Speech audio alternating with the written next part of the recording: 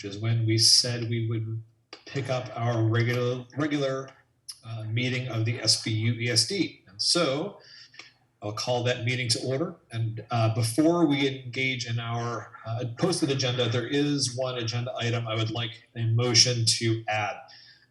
There is a donation from the Dorset Church earmarked for Molly Stark. And so I would like to add that. We'll add that under finance as finance 4B. If I could have a motion to add that to the agenda, please. Thank you, Dick. Thank you, Cindy, for first and second. Any discussion about adding that agenda item? Hearing none, all those in favor of amending the agenda as described, please signify by saying aye and raising your hand. Aye. Aye. Any opposed? Any abstentions? Okay, very good. The motion passes. The first item agenda is the Pledge of Allegiance. So if you would please stand. And the flag was frozen to the pole. We don't have, but maybe Laura can swing the camera in there. Do it, please, Laura. Got it. The one I usually have behind me, I couldn't get off the bracket. So, all right. So I pledge allegiance to the flag of the United States of America, and to the republic for which it stands, one nation, under God, indivisible, with liberty and justice for all. All right, thank you. So our next agenda item is to open the floor for public comments. So Superintendent Colquhoun, can you keep an eye on that to see if there's I am looking right now. Thank you. I don't see any hands raised at this point, so I think we're good. Okay, so going once, twice, and three times. All right, thank you very much. That brings us to our consent agenda, which was posted. The only item on the consent agenda is a resignation from a Molly Stark Elementary School teacher, Josh Ellis. He worked throughout December, as well as the minutes from December 14th.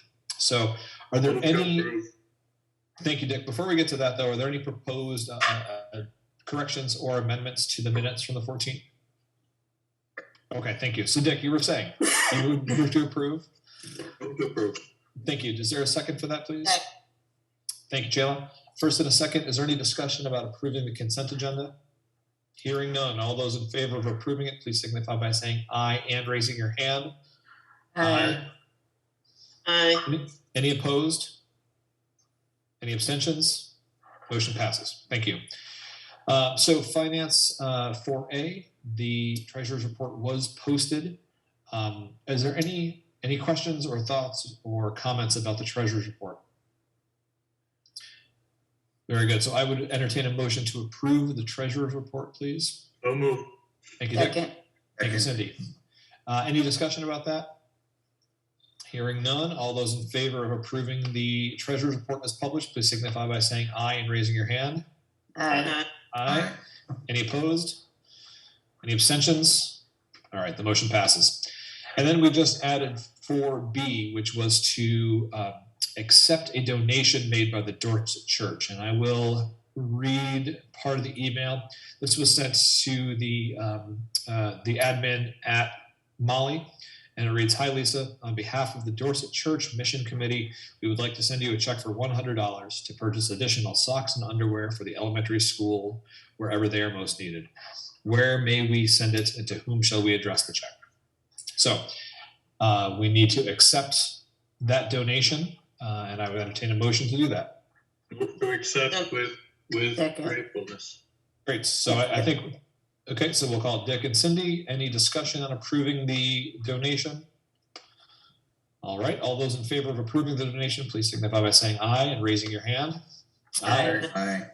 And Chris, if I could just interrupt for 1 second, there was a request to have that money actually go into the student activities account, the principal account, so she has access to that like very quickly. Okay. So I just would want to make sure that the minutes reflect that, so we're not actually bringing it into the general fund, but rather putting it into that account so she can spend it as needed. So Dick and Cindy, with that bit of clarification, do either of you want to change your making the motion? I could amend my motion to put it into the, what is it, the student activity fund? Activity, yeah, it's the activities account, yes. Okay, so we'll amend the motion to that effect. So did you keep, very good. Okay, so any discussion now? Thought not. All those in favor of approving of accepting the donation, please signify by saying aye and raising your hand. Aye. Any opposed? Any abstentions? And it passes. Scott, as board clerk, would you please write a thank you note to the folks at Durst Church Mission? I can forward you the information that I have through the email. Thank you for that. Thank you. So the next agenda item were with policies. There are no new policies out there, but I would encourage you to, if you didn't get a chance to read them before the last meeting, to take a look at the policies that were warned, the draft policies that were warned by this board last month, because they will come around to us. And that brings us to the to the principal's report, number 6. And I am going to ask the superintendent to introduce who I presume is going to be Donna Cawley. This evening it is Monument Elementary School Principal Donna Cawley, who is going to give a report for you this evening. Donna. So good evening and thank you. Happy New Year to all the members of the board and the greater school community. I know some of them have joined us this evening. I'm pleased to share that the Monument community is really grateful for the continuation of in-person learning despite the rise in COVID cases. As the leader of this school community, I am thankful for the support provided by my administrative team members when discerning this ever-changing COVID guidelines. The current state of education has been incredibly challenging for staff members, families, and learners, as you already know. Our return to school on January 3rd was met with smiling faces at the front door and throughout the day as we returned to our classroom routine of learning. It was also wonderful to greet staff members and the many colleagues who support our community and engage in reflections of many variations of family gatherings during the holiday break. Each day, I'm incredibly mindful of the challenges we face, and even though I'm really growing tired of hearing this phrase, I genuinely do not know how to describe it other than during these unprecedented times. I often reflect upon March 15th, 2020, when we moved to remote learning. I felt confident that we would be returning to in-person learning in a few weeks. I stand corrected on that note. As we move into year 3 of responding to COVID, I know that we as a community continue to face and react to the daily challenges of sustaining ourselves when the work is complex and the obstacles are really significant. The recovery process continues to be demanding, and each day we are faced with responding to student, family, community, and systemic changes. Despite this arduous work, every member of the Monument staff has responded extraordinarily. The recovery efforts of the SU have focused on and prioritized the emotional and social well-being of learners. But unfortunately, we faced increased student dysregulation to levels higher than I have ever seen in my 38 years in education. We continue to respond to the needs and our learners' families by implementing our tiered systems of support and recovery efforts prioritizing learners' emotional and social regulation. Recognizing the learners and their smiling faces each day brings us joy and helps us to inspire and sustain us during the challenging moments. I really want to thank you as a board for your support and your partnership in education.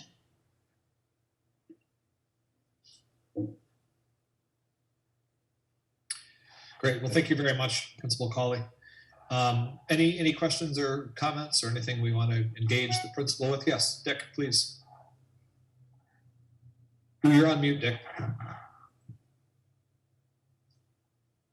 I think Monument was scheduled to have a huge flood of kindergartners. Did that happen? And has that had any effect on the dysregulation in the school? Well, our projected numbers for kindergarten next year are still not verified, So we're still working with our early education staff to really look to see what that number is. But in general, the challenges that we're really facing are currently. I don't think this is a surprise to any of you, and I'm sure that my principal colleagues share in the challenges, the same ones that we're seeing. And we just have been working really hard to respond to all of these learners and families that have faced really difficult times since, to March of 2020 and COVID and what that has done. We have learners in trauma. We have learners that are new to our community, returning to our community. But each and every day, I have to say, the stability of coming in person, I think, is or has been really, really important. Thank you. Thank you, Dana. Thank you, Donna. You're welcome. My pleasure. I love what I do. Shows. Thank you. Very Thank good. you. Thank you. All right, so moving on to agenda item 7 is the superintendent's report. So Superintendent Colquhoun, the floor is yours. Good evening, Aaron. I have a number of different people who are going to be presenting with me during this. First, we have some guests here from Bennington Head Start, who I met with earlier, like before the holiday. So we have Betsy Rathman-Gunn and am I waving to you? And Betsy and Rebecca Bishop. So they're both from the Bennington Head Start, and the meeting I had with them concerns the Head Start facility in Pownell and their desire to replace it. In my meeting with them, they indicated to me that the facility has outlived its planned lifespan, and it is needed to be replaced. So they gave me their presentation for that, and I felt that they should meet with the board. I will tell you that I have reached out to SVSU attorney Dina Atwood, but it's somebody else in their office that would handle what I imagine is going to need to be some like title search work and things like that, because I don't know what the arrangement is in Pownell. That I believe the building they built, and they're going to explain it better than I am, the building they built, but it's on land that was owned by the Pownell School District, which is now the SVA Union Elementary School District. So Betsy or Rebecca, who's presenting or speaking first? Well, I am presenting, and good evening, everybody. And it's really nice to be able to bring this conversation to you. But we do have a short PowerPoint that we thought we would share with you. Is there a way that Rebecca would be able to have control? Yeah, I will make her co-host, and then she'll be able to share her screen. Great. Thank you. There you go. Okay, good. So we are here to talk to you about the replacement of the Pownell facility that we have. We'll let her bring up her screen there. So, as you know, that this facility is also owned by United Counseling Service. It was an innovative idea in 1995, and it remains an innovative idea to be able to use a shared agreement to be able to provide services, pre-K services to Pownell children and their families.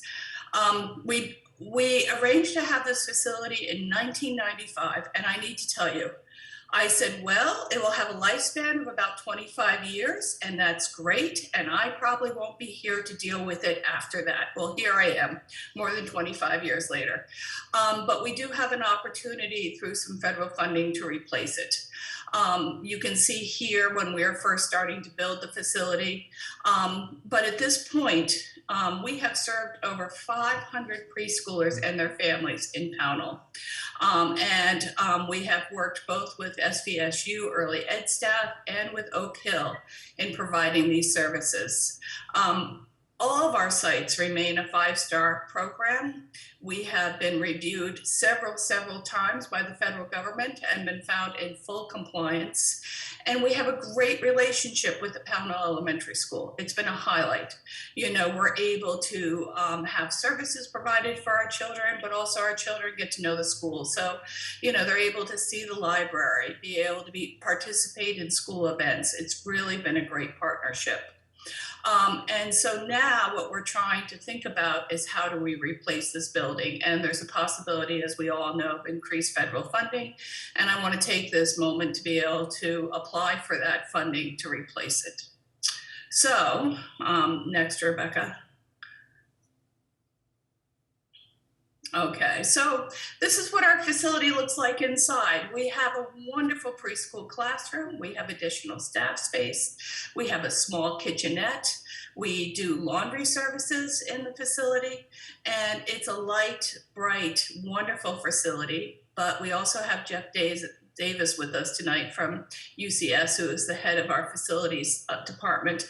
And he, you know, has constantly been telling me that the roof needs to be replaced, the heating needs to be replaced, the building has been set on piers. And as you can, you know, imagine, after 25 years being set on piers, again, it's beginning to have some structural issues. So right now is the time that we need to take care of this. So the next slide. So this is what our facility currently looks like. We had a photo of it in the beginning. It's about 27 feet by 70 feet.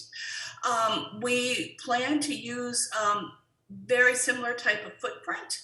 But one of the reasons that we're coming to you tonight is to engage you in this conversation, and then we still have to go through permitting. As you know, there's many steps to this process, and we also want to look at the design of this facility. We may want to be able to enhance the facility in the layout, and maybe be able to look at possibly serving additional children, maybe infant toddlers. We're still developing those ideas. But right now, the footprint of the building is 27 feet by 70 feet and sits at the end of the Pownell facility, Pownell School. So what do we need to do next, right? So what we need to do is, as you know, Superintendent Colquhoun talked about, we need to look at the lease and the MOU. We have to look at permitting, and we have to figure out, if we are going to replace this building this summer, what will our program look like, because we do offer summer services. Again, we would be applying for grant funding. So this would not impact Pownell residents when it comes to any additional revenue needed. We think that we would be able to secure all the funding that we needed from our Head Start offices. But in order to do that, there's a series of steps, right? So we need to make sure that we have an environmental assessment done. We need to look at the funding for the removal and disposal of the outdated facility. We need to make sure that we secure the funding for the replacement facility and get all the permitting and facility work. There's a fairly long, involved form called a 1303 that has many different steps to this. And so it is required at the time when we're constructing or renovating any building that exceeds $250,000, which we anticipate this building being around $300,000. So we have to go through Washington. It has to be reviewed. It has to be approved at that level. And then we need to make sure that we have all the deeds, the leases, the plans, the specifications for the facility, and fair market value appraisal in place before funding is approved. My hope is that you would consider this opportunity, and at our next meeting in February, I'm looking for approval at that point, because by then I'm hoping that we will have gone to the town, been able to review permits, and we can start the application process with our federal partners down in DC. Our hope is that this will be a summer project, but we all know about building projects right now, right? We want to put this forward as soon as possible so that we can do it in the summer. But I don't want to be overly optimistic if we don't make that time frame, and we'll plan for possibly a fall construction period. We anticipate around 4 to 6 weeks to get this whole project done. Rebecca, you want to go to the next slide? So, again, how much will it cost and how long will it take? We are setting this up to be a United Children's Services project. UCH will apply for the grant funds to the Office of Head Start. And we really sincerely hope our timeline for this project is completion of September 2022 for the school year. But we understand that that is a very tight time schedule at this point. So our next steps is to consider having this be approved in February at the February meeting. We need to get the permitting in place. We need to get the environmental assessment complete. And we need to do an updated MOU for the land deed, as we talked about earlier, and review that. And again, thanks on behalf of the Pownell children and families. It's been a wonderful partnership, and we look forward to continuing to serve Pownell families for more than 25 years into the future. Thanks. So to the board, as I mentioned, I did reach out to Dina Atwood, and they'll be able to do whatever work it is to determine. I don't know what the current agreement MOU looked like, and I'm not even sure where that resides. It may be in Stitchell, Page and Fletcher's office, or it could be in Renee's office, but that's something that we can do here. Yeah, Do you so have a copy of it? Yeah, we did have a copy of it, and I think we sent it to your office.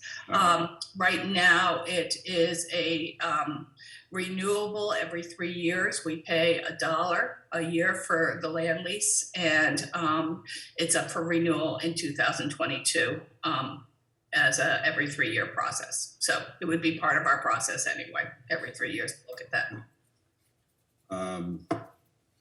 Good. So I don't know what questions the board has on this project, but. So, Ms. Rathburn-Gunn, does the existing facility, would the new facility be restricted to Pownell, to children who live in Pownell? We occasionally serve children from Bennington if we have openings, but Pownell is always our priority. It's really based on whether or not there are any openings at that time. Sometimes we serve folks in Bennington that are moving to Pownell, so we'll take them as preschoolers knowing that they're moving into Pownell, and that's where they're going to be for kindergarten, so that they have that consistency of care. But we have always dedicated that site to Pownell families and children. So here's a question for the superintendent. Given the fact that we are now a unified elementary school district, can we, as a board, take action that, I will use the term favors one town over another, and I hope you'll all forgive me. I understand that could potentially be heard as a weighted word, but can this board take action for a program that favors the children of one town over the children of another town? I would say, and this is just off the top of my head, I'm going to say yes, because your schools, absence of school choice, your current elementary schools do favor students of one town over another two, yet we're still a universal organization. So I don't see it. And there are other opportunities for our students in our other towns too. So I don't see that as an issue. Okay, and just for the record, that is a process question. That is not a question that reflects my own personal thoughts about moving this project forward. Understood. And another process question is that typically this board does not meet in February. Correct. And so, I don't see. I know Betsy, you would like to do it, but I really think, just from my discussion with our attorney and everything like today, and this already being, I don't know what today's date is, the 11th, it's the 10th, right? No, what is it? The 11th. Yeah, thank you. I was right the first time. I think that may be a little bit of aggressive time, but traditionally we don't meet in February once the budgets are set, because then the board reconstitutes itself at the March meeting. So, but if it was ready, we could certainly have a one-item meeting or emergency meeting or a special meeting. We've done that as needed. So if it was ready, it really wouldn't necessarily be a need to delay, but it is possible that, you know, we wouldn't, it may not happen. You may have to wait till the March meeting. Okay. So, and to that idea, I would be comfortable with not scheduling a February SBU ESD meeting, but as you said, keeping it open that if everything else were to line up in the way that it needs to line up, if we need to have a special meeting, I'm okay with that, and keeping it limited to the one. Dick France had his hand up. Yeah, please, Dick, go ahead. Well, I was just going to say, favoring one town over another is something that we tried to say we were going to get rid of in the memorandum of agreement when we were talking about consolidation. Everybody gets their shot. Certainly Bennington Schools has a number of financial issues, and I think we all agreed that we're going to support each other. So I don't think we're really favoring one over another. Yep. That's all. Yep. Thank you. Yeah, Tammy, yes, please. So I understand what we're going to be doing maybe in February or March. Would we vote just to allow this project to go forward, or are we voting to allow the project to go forward and continue the lease? What would we vote on? I would say that we would vote on a new memorandum of understanding that would continue on with renewals and allows them to use your land, to put this on your land. It's very similar to the way condominiums are built, is how I would understand it. Or the way a mobile home is, where the person owns the mobile home, but it's on the land that is owned by. So it's a very similar arrangement like that. Not that unusual. And we did the spring center at the rec center. So when we built that new addition onto the rec center, we have a MOU with the town for the land lease for that piece. Yep. My conversation with Dina, it was pretty straightforward, but it would be she would refer to David in her office. He's the one that did all the title searches and everything when we became a unified school district. So. Just a quick question, just for my own orientation. If I remember right, is this the building that's right along Schoolhouse Road? Correct. And then there's a little gap between the building and then the school. Yeah. About 10 feet apart, I guess, right? No, Okay. No. Yeah, I was just trying to orient myself. Right. It's not Oak Hill, the building. There's a point down there. Okay, that's all I need to know. And did that answer your question from before? Okay. All right. Thanks. And the difference, if I could add, to how this building will be constructed is that the building that's there now is a modular building. The feds are no longer investing in modular buildings for lots of good reasons. For this reason unto itself, that we come 28 years later and say we need to replace it. So this will be more of a prefab building. And what I was hoping to bring to you next time, we have to, work with for bids and then be able to pick out a vendor and then get designs and all those pieces too. But is that this will be more of a prefab. It will still come in pieces so that it can be, built fairly quickly on site, but it will not be considered a modular building. Is it going to be more like a panelized construction project? Right, exactly. And we're thinking the roof line may have more of a pitch to it than having it be a flat roof. The flat roof has created some, issues. Cindy had her hand up. Yeah. So, go ahead, please. Thank you. Betsy, is you considering the same size, as far as footage? Yeah, we're thinking the same footprint, Okay. We would like to put this on a more solid foundation than on Right. pier. We think it will have a longer lifespan if it's on some sort of foundation than having it on piers. But we're looking about the same size, Cindy. Yeah. Yep. Yeah, that would be good. Yep. Okay, thank you. All right. Well, thank you very much for taking the time to outline that for us. If not in February, then we'll see you in March. Very good. Great. Thank you Thank you. very much. Thank you for coming. Yep. The other two other people I want to address you this evening. The next is our COVID-19 coordinator, Ashley Walker. I asked her attend this evening because the situation, the procedures and process with COVID-19 and our response is rapidly changing.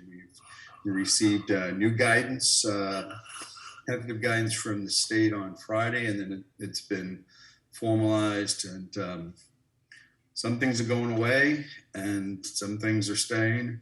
And I hope that Ashley is going to provide some insight for us to what is confusing, and what, as I've mentioned, our nurses, including Ashley, have done a tremendous job for us as we go through here.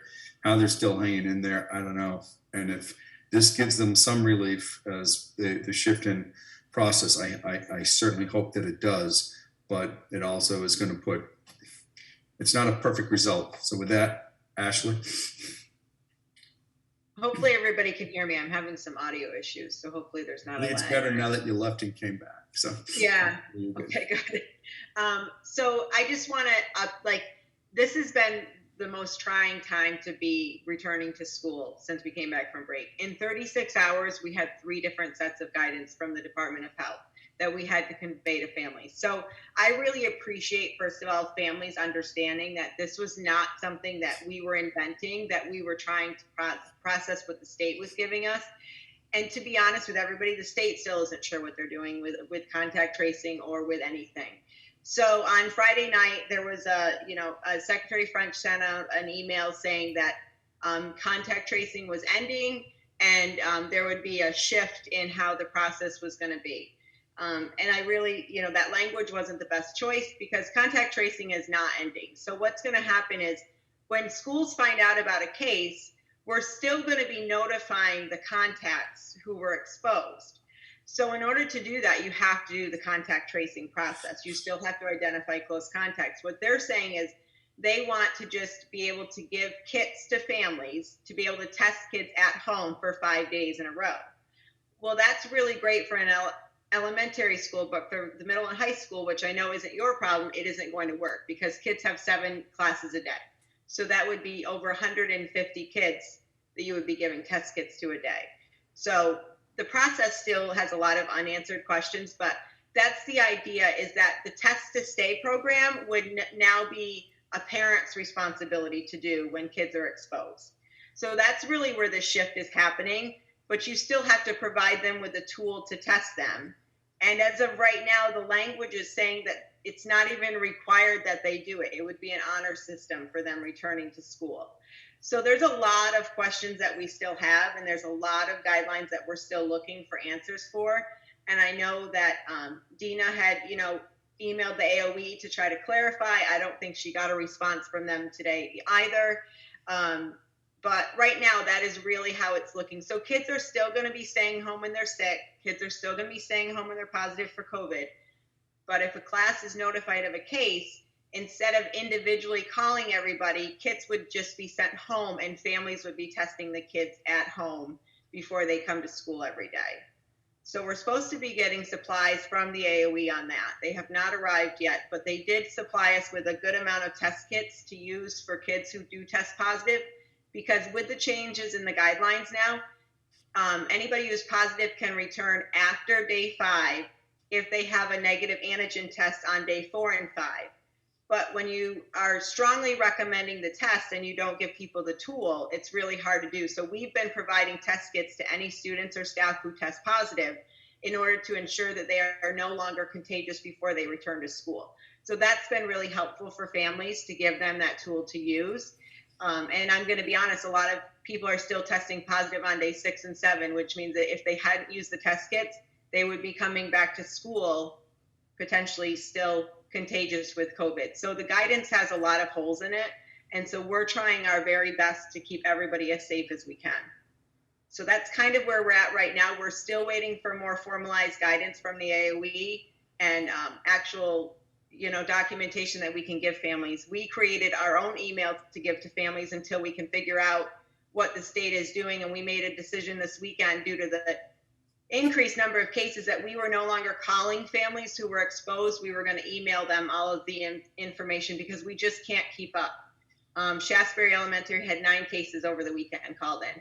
That's just it's just not possible to keep up at that rate. So that's the decision we made, and we sent families an alert letting them know that that was going to happen. So that's really all I have right now. Unfortunately, I don't have all the answers yet, but we're kind of. And the guidance is probably going to shift again too.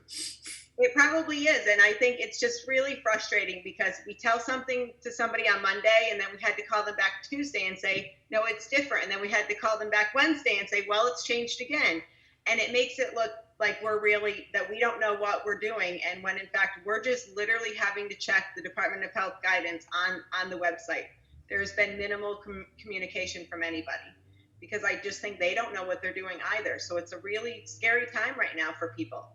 So we really appreciate that families have been totally understanding. They've been taking us up on the test kits. They've been testing their kids and they've been doing the right thing. So we really appreciate that because it's taken a toll on everybody these last couple of weeks. So is there any board specific, I apologize for my cat, board specific questions from anybody? Thank you Nurse for all Walker, your hard just- work. Yeah, thank you for everything that you continue to be doing throughout this. Yeah, it's an incredible amount of hours that have been going into this over and over and over again. So just thank you for everything. Yep, you're welcome. Thank you Thank to you, all Ashley. the elementary school and high school nurses because they're the ones who, and their principals, you know, Jeff was with Mary all weekend long. They were working on these cases. It's not something that they, you know, it's a team effort. It really is. The administration and the school nurses have to work very closely when they're doing these because it is so much work. So. Thank you. Very good. Well, thank you again. All right. Last month, we gave you the first part of a 3-part series on our ESSER funds. And we're back again tonight. And what Laura Bedore is going to address with you is phase 2, which is engagement and truancy. And just a reminder, phase 3, next, our part 3 of the series will be next when we meet again. So March rather than February. And that will be on academic achievement. So I will point out that this is being heard by all boards, and also it was heard today. Laura and Kate and Dr. Kate Abbott presented to the legislature today, this afternoon, part of this plan at a request from Senator Campion, and I just want to thank her for doing that and continuing to spread the message. So I'm looking for Laura. There she is. And Dr. Abbott, engagement and truancy. Hello, everybody. Thank you for having us back. And just as a quick reminder, so the last month we focused on giving you an update about the social, emotional health and wellness pillar of recovery. Because that's the foundation of what we do.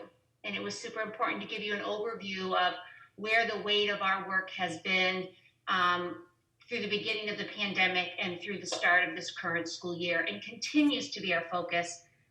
Referring back to Principal Colley's report, she again really highlighted from the school level perspective of how important it's been to make sure that our foundation is strong around social emotional learning, and we continue to do that. The second pillar is going to look a little bit differently. And again, it's called engagement and truancy. So when the recovery team, and in partnership with my co-partner, Melissa Senkels, the co-chair of recovery, Dr. Kate Abbott is our support, and we have many team members that have helped, including community members that have provided feedback.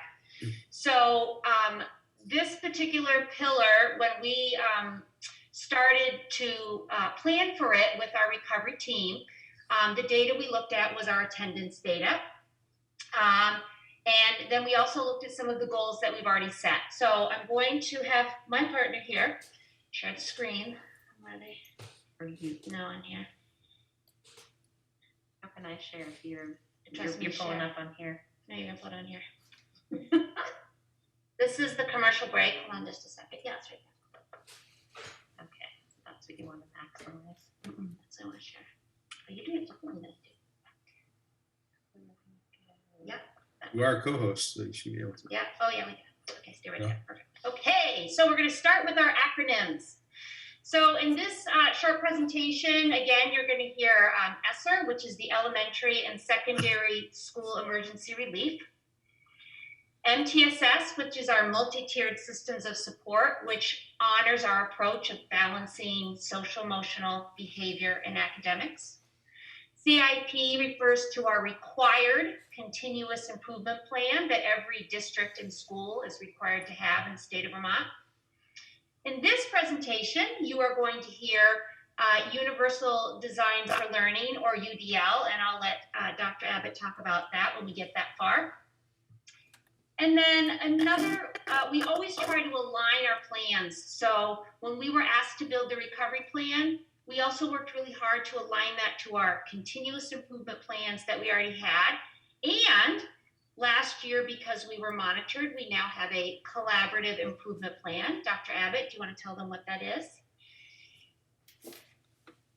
So collaborative improvement plan is to help us achieve our goals of inclusion, student graduation, and closing the gap for learners with IEPs to help them achieve the highest levels of achievement that our students without IEPs achieve as well. Thank you. So again, as a reminder, I hope that you've all had a chance since our last presentation to visit the recovery tab on the SVSU website. If you go right to the home page, you'll see the link right at the bottom. And again, you can check out our status, which is always updated in blue. And there's always a feedback button to give us input about or ideas. This particular pillar of recovery is also attached to the Vermont Transferable Skills. So as a reminder, we teach to standards adopted by the state board. And so the Vermont Transferable Skills, which are super important as a foundation for our learners, are again part of this particular pillar. So before I have Renee scroll down, we're going to look at 2 data points. I want to remind you that as we slowly start to get back into the practice of looking at data, we are looking at snapshots in time. And so we'll give you a piece of information and a little information about it, and then we'll show you how it impacts the work that we're doing. So the first chart you're going to look at, oh, nice job. So this is the Svuesd attendance data from your board packet that you receive. And this is just a snapshot of November of this past year. And so when we're working as an administrative team and with teams within our building, this is an important piece of data that we're referencing right now. What we have to think about, though, I'm going to have, can you just go down just a little bit to the red part, that this year, last year, we had to be super careful with our attendance data because we had remote learners, we had hybrid learners, we had families that were opting to homeschool, and then we had fully in person. So last year, our attendance data was reflected certain variables that were in play. And that's the same as this year. So this year, what's in red is what our SVSU policy committee has reviewed as part of our admin regulations. So this year, we are seeing, we are coding to honor what you heard our COVID-19 coordinator reference, some terms we use on a daily basis, quarantining, and then those that actually are sick with COVID. And so those are considered excused absences. So now when you reference that attendance data one more time, that chart, know that when you're looking at this, we want you to remember, and what we're remembering when we look at it is that we have students that are in quarantine and that we also have students that are experiencing COVID. And lots of other factors that are normally in play in any given year related to attendance. So the next piece of data we're going to show you before we move into our action steps for this pillar of engagement and truancy, you're going to have to go smaller because there's, oh no, it's coming out. So these also are found in your board packet every month. And what we were able to put together for you is just a snapshot of Svuesd of the percentage of, if I'm going to go back to the header on the chart, just want to read it off. So what we have is the SDSU student enrollment per district percent of total enrollment. So this is our special education rate. And it kind of gives you just a quick snapshot. Again, this is in your board packet every month. And so I just pulled it right from there. We just wanted you to have a little bit of perspective as we're targeting our resources of addressing need. Again, it just gives you a lens. And then we use this information in this pillar, and now I'm going to have you scroll down further,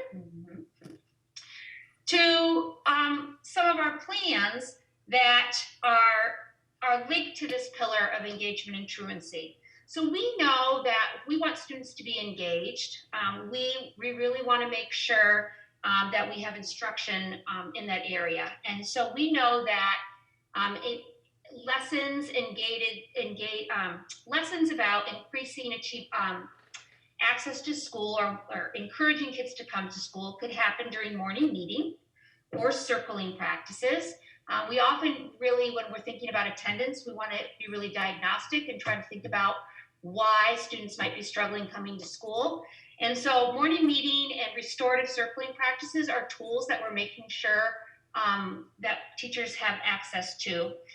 We also have a health curriculum based on national standards. And we have grant money that we use to support these initiatives.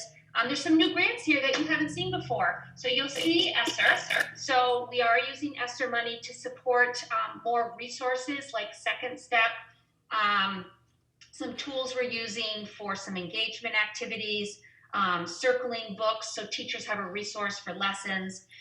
The Mellon Grant is a partnership that we have with Bennington College to address food insecurities, and we've been using it to support nutrition. And then Medicaid is also money that we're able to access to do preventative activities in school settings.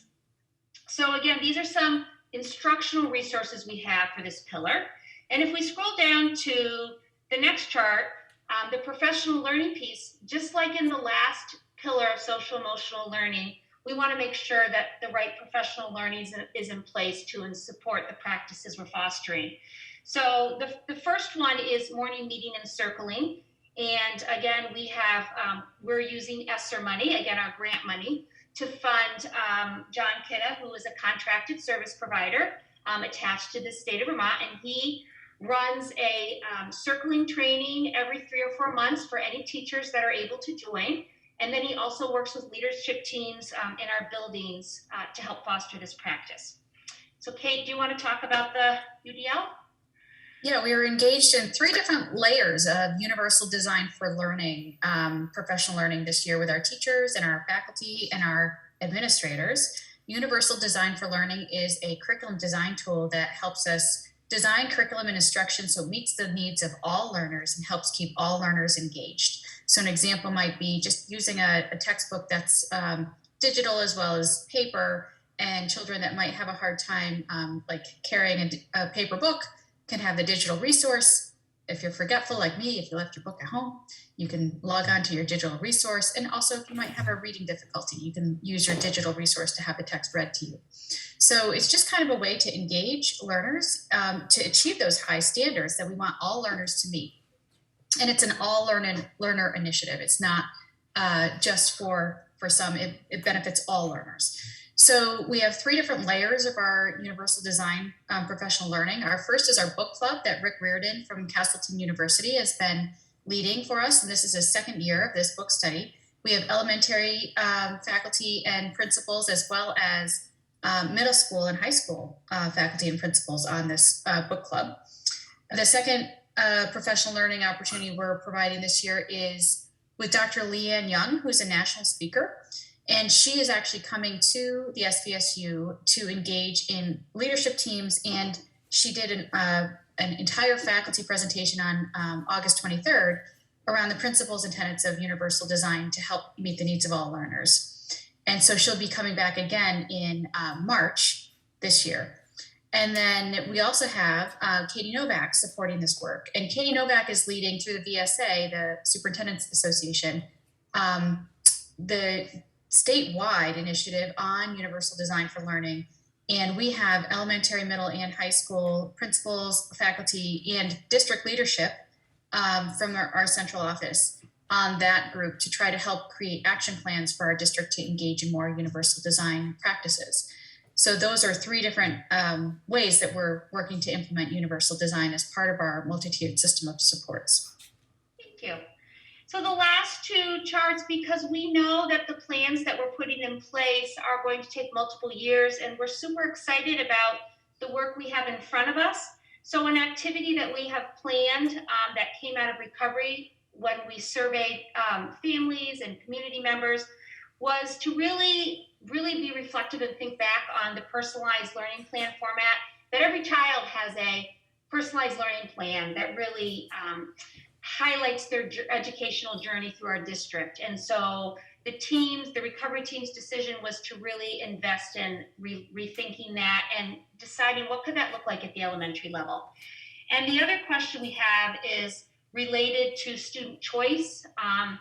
There is a lot of research behind when you give learners choice in the learning process that increases engagement. So as we move forward, this is another area that we want to explore.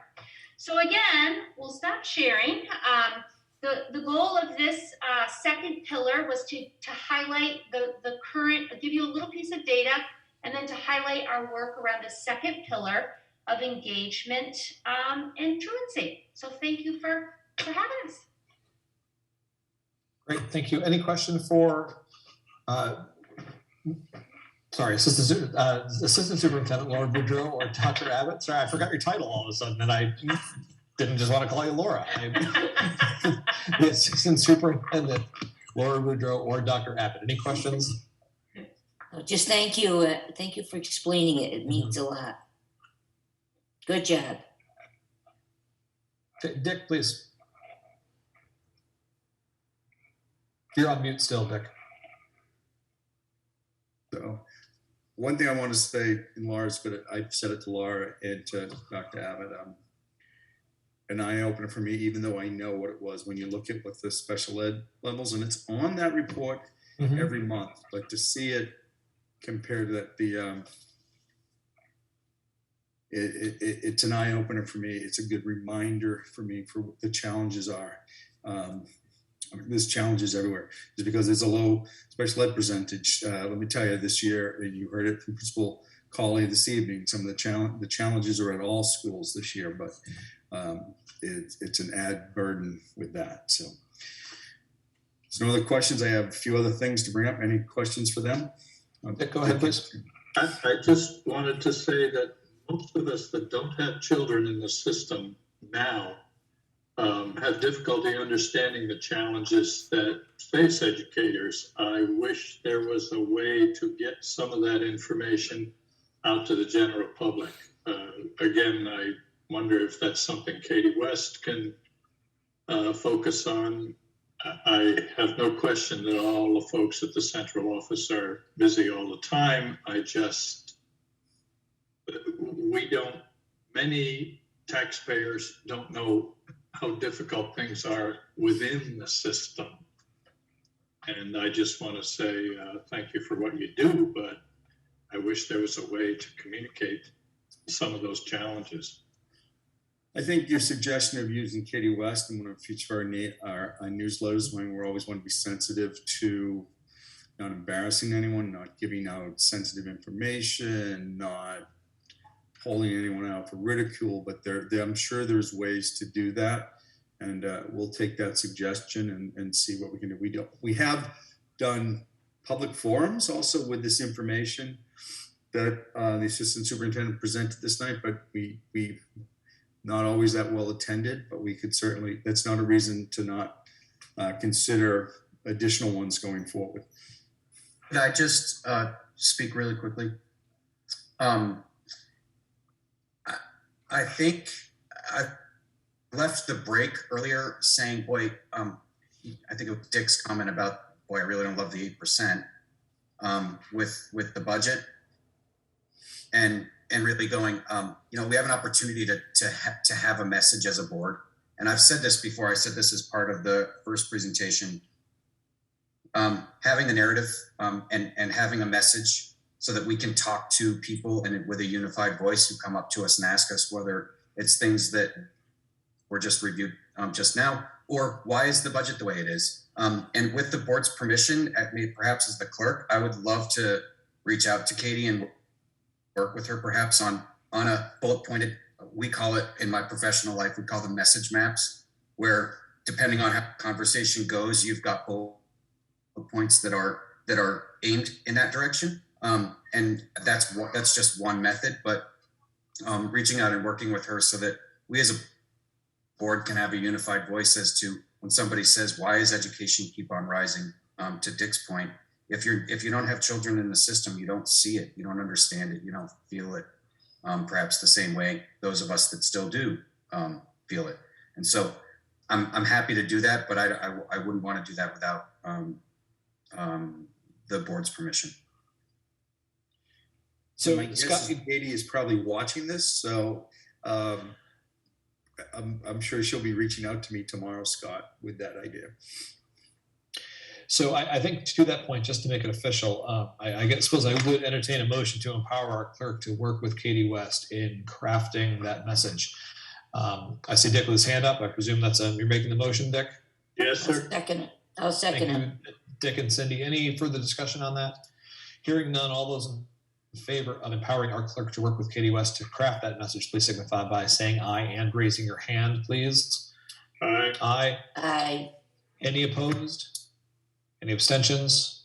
Okay, the motion passes. And I would say also, Scott, that message not only is good in the one-on-one conversations, but as board members, I hope that we can get behind this budget. We can promote it in our newspapers. We can promote it on social media. We can talk to our neighbors about it. And it would also be excellent to have at the floor meeting to also answer any questions for folks who participate in the floor meeting. So if you can share with us what you and Katie are able to pull together, that would be excellent. Thank you. Great. For that. Happy to do it. Thank you. Renee Yes. will be tapping her shoulder. So I have a few nuts and bolts, more operational or nuts and bolts that I want to discuss with you tonight. First, I want to thank the understanding of our families and staff for their patience as we continue to move forward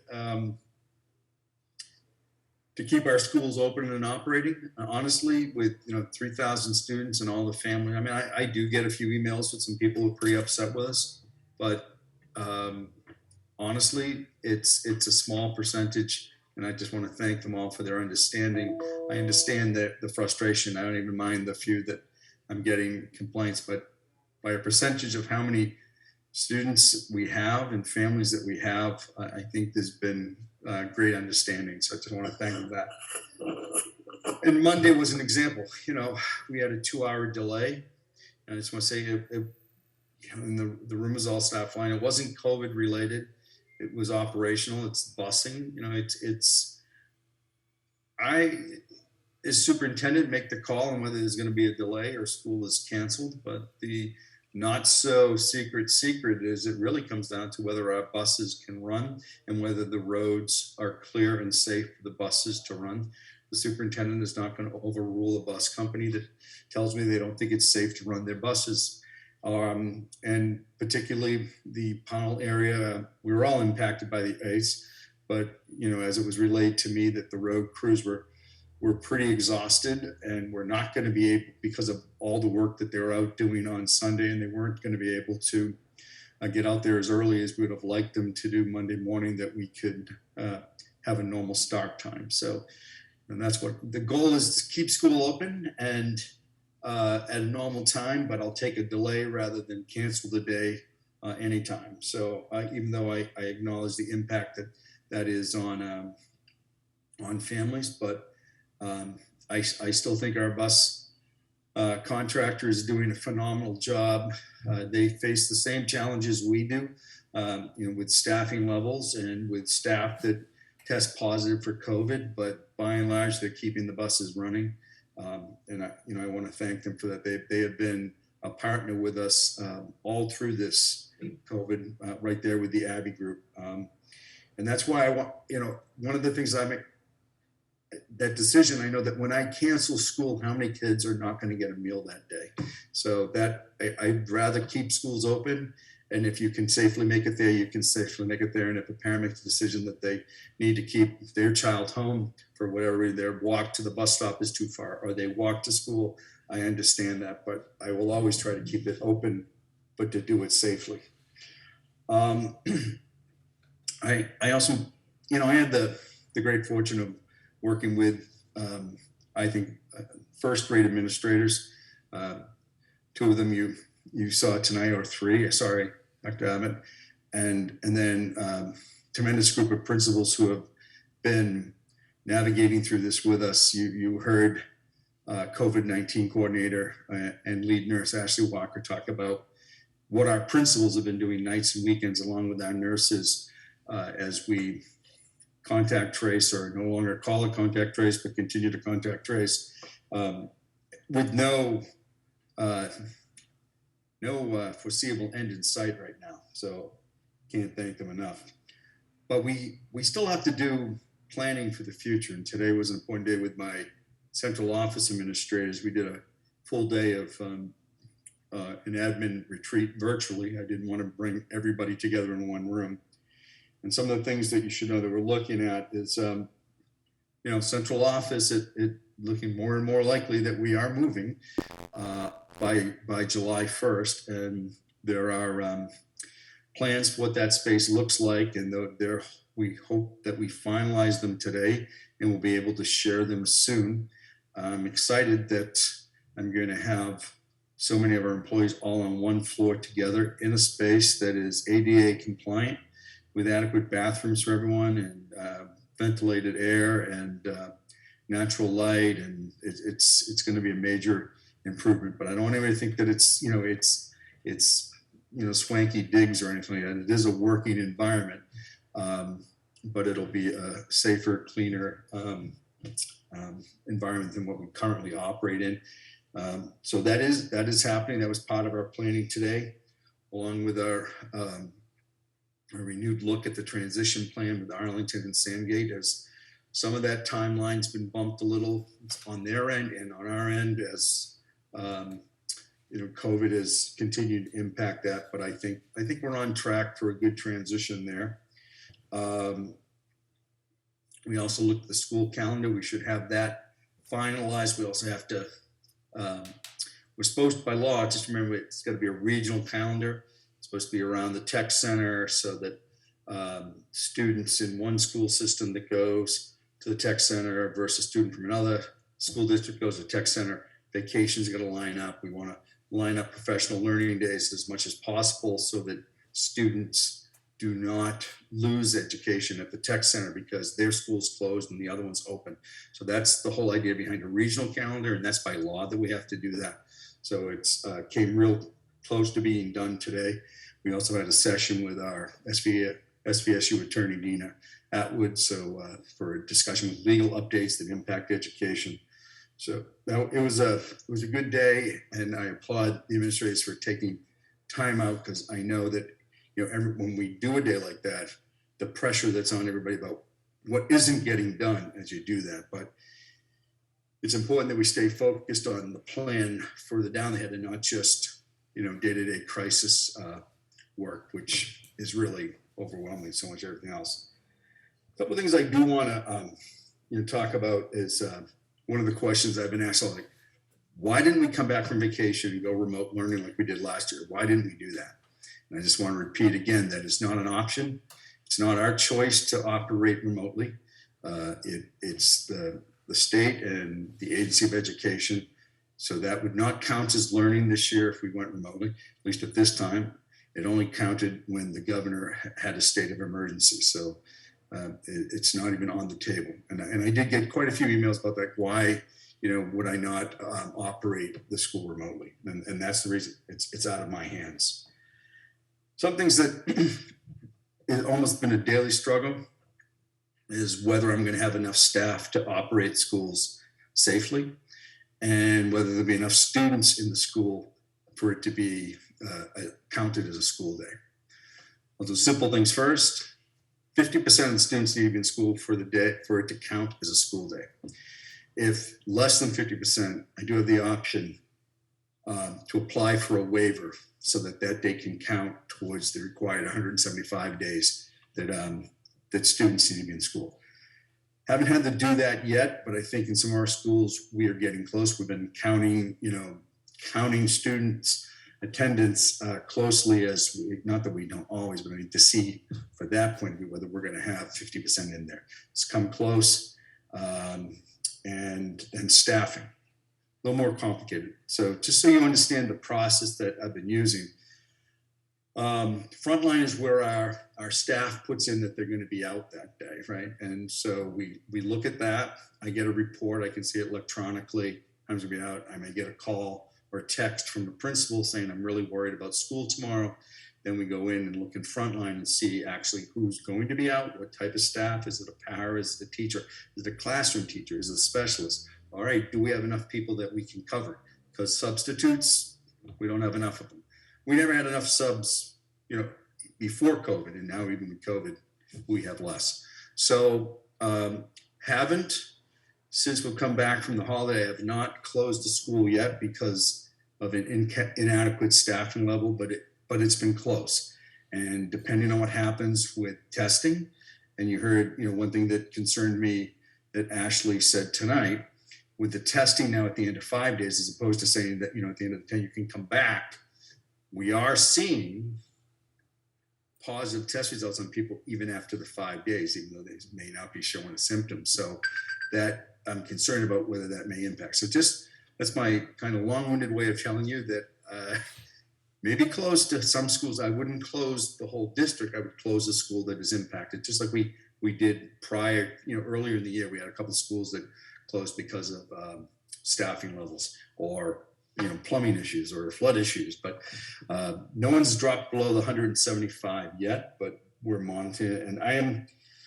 And I do think that the waivers will be granted from the Agency of Education. And so today we received a new form from the Agency of Education so that if I do close a school because of COVID related issues, I now have to fill out this form and submit it. It's not a waiver form, that's something different, but it is a tracking form from the state. They're really looking to see what the impact is as we go through the month of January and into February. We want our students in school. I want them as much as possible. I want them safe. I want to be able to keep our eyes on them and how they're doing. I want to be able to feed them so that, I take closing school very seriously because, that's what we want. We want them there. So let me see if that's about the nuts and bolts updates that I wanted to give you. I know we gave you a lot of information tonight, but I think it's important for us to hear your reactions to what we say. And I really appreciate some of the suggestions that you gave us this evening. And I think it's important for you to hear, how we're navigating through all of this and keeping our schools operating. And, our teachers, our principals, administrators, it's just, everyone's, I think, really, they're doing the best they can under the most difficult of situations. And as you've heard me say before, I think what's so disheartening about this year is, and maybe we should have expected it, but we really didn't. I think when we ended the school year last year and we knew there was a vaccine coming and we hadn't heard about Delta yet and not about Omicron, and it's like the new normal is here to stay, obviously. So that's all I have for you this evening, other than to answer any questions you may have. Any questions for our superintendent? All right, thank you, Superintendent Culkeen, for all that information. And thank you to Assistant Superintendent Laura Boudreau and to Dr. Abbott as well as to Nurse Walker. Thanks to everyone. So moving on to the chair report very briefly, just wanted to reiterate that we'll not be meeting in February for a regular meeting, but we may come for this single agenda item around the Head Start building. Just wanted to also let folks know that the SRO ad hoc committee has met. We began by discussing the preliminary feedback we received from principals Jeff Johnson and Todd Phillips as well as from the equity coordinator, Jonathan Phipps. And our next step is to elicit some feedback from the various parent-teacher groups that are out there. So I have, that I have about half of those for you okay. today. So Thank you. still a couple of schools we don't have yet. So hopefully finalize that for you. You'll have that tomorrow. Okay. And what Superintendent Colquhoun is talking about is the contact info for the heads of those different PTGs. So as soon as we get that, I will reach out and, as I said, ask for some specific feedback regarding the use of school resource officers moving forward. And finally, I just wanted to note that our very own Cindy Brownell is choosing to not run for re-election, ending 21 years of service as a school board member. So I wanted to just sort of yield the floor to Cindy for any comments she may wish to make. So Cindy, the floor is yours. Thank you. Yeah, it was a hard decision to try to make, but I will be looking for somebody that can step into my shoes and be as boisterous as I was or is to keep the Pownell kids in mind. Because it's been hard. I mean, to be honest with you, you know I don't like this Act 46. I'm tolerating it, and I feel disconnected from Pownell. But I think I just need to find somebody that's going to be able to step into my shoes and watch out for the Pownell kids. And it's been a pleasure working with Todd and with the faculty at the school. They knew that if they could come to me with an issue, I never, ever revealed who they were, because they're the ones in the trenches. And I think it's important for someone who's representing that building to be able to be a spokesperson for that building. I know a couple of times I came to Jim and with an issue, and he said, well, who gave it to you? And I said, I can't tell you. Just help me solve this issue. And he was good about it, but you know, if you start naming people's names, they're not going to trust you. And I think that's important, and I have a good rapport with them. So who knows? Maybe I'll become a sub. Who knows? Hey, We'll sign you up right now if you want. Thank you. And I've enjoyed working with everyone at the central office. They're awesome. Very nice. They are. Keep up the good work, guys. Okay. Well, thanks for all your work, Cindy, over the years. Thank you very much. So that exhausts the agenda. Let me just make sure. Oh, there's also the FYI of the student enrollment and the budget status report. But having exhausted our agenda, there's been a lot that's been discussed since 5 o'clock when we first started. So thanks everyone for sticking with it. I would entertain a motion to adjourn. So move. Thank you, Dick. Second. Thank you, Cindy. Any discussion about adjourning? Okay, hearing none. All those in favor of adjourning, please signify by saying aye and raising your hand. Aye. Aye. Any opposed? Any abstentions? Okay, the motion carries and we are adjourned. Thank you.